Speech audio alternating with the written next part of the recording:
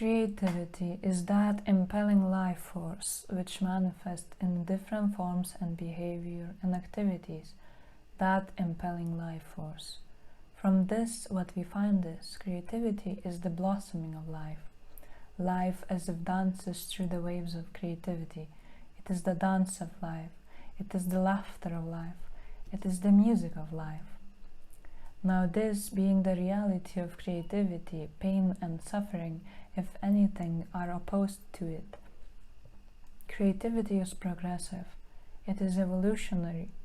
It makes life blossom in greater or higher stages of development. It is the music of life through which life laughs and dances and progresses. Pain is something which hampers even existence. Pain even threatens existence, brings discomfort to the state of existence, what to say of bringing evolution to it. Now this being the principle, these two areas, pain and creativity, don't seem to have any common ground, but history has shown many people who were suffering and were found to be creative. Now we must be able to see clearly into this phenomenon.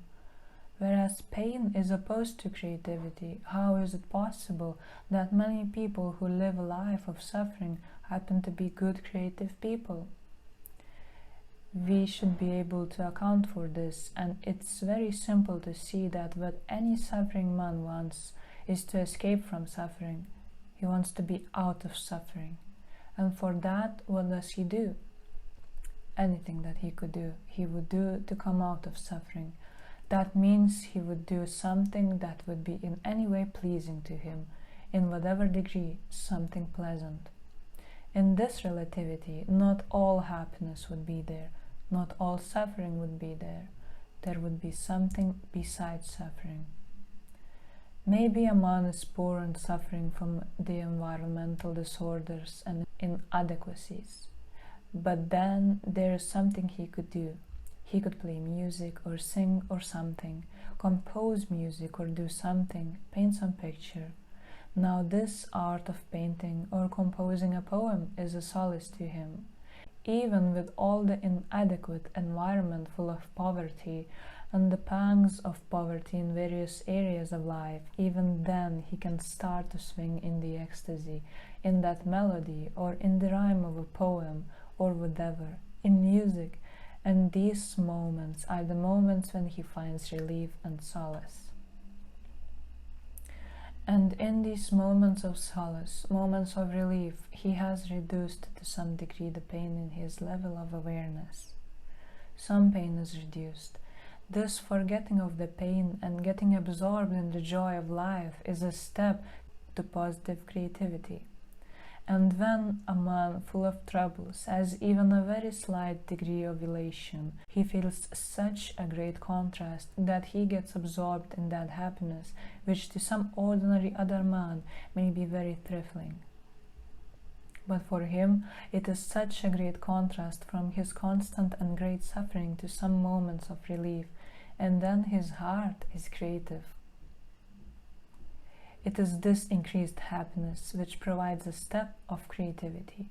And then whatever he undertakes to do, it doesn't matter what, whether he composes a poem or writes a book or a novel or paints a picture or makes a sculpture, anything, it gives him some solace. In this increasing happiness, creativity blossoms because, as we have seen, life is by nature evolutionary.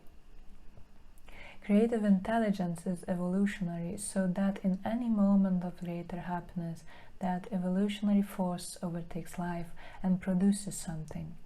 And then the next moment, little bit more and more and more. So all works of art, all works of any creative value that any artist has produced, he has produced on the steps of increasing joyfulness.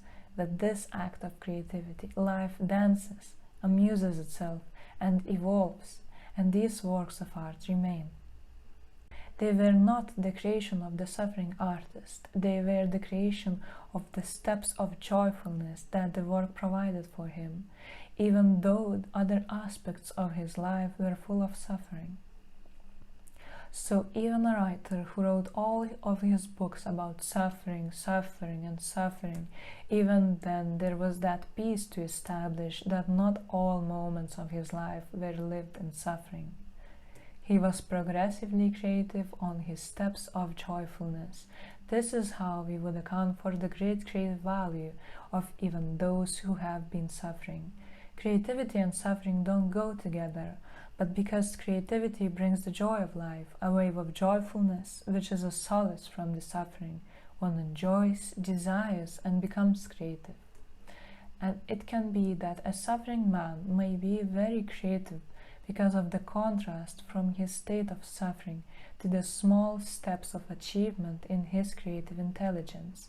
In this way, we would like to account for the creativity of those whose life was the life of suffering.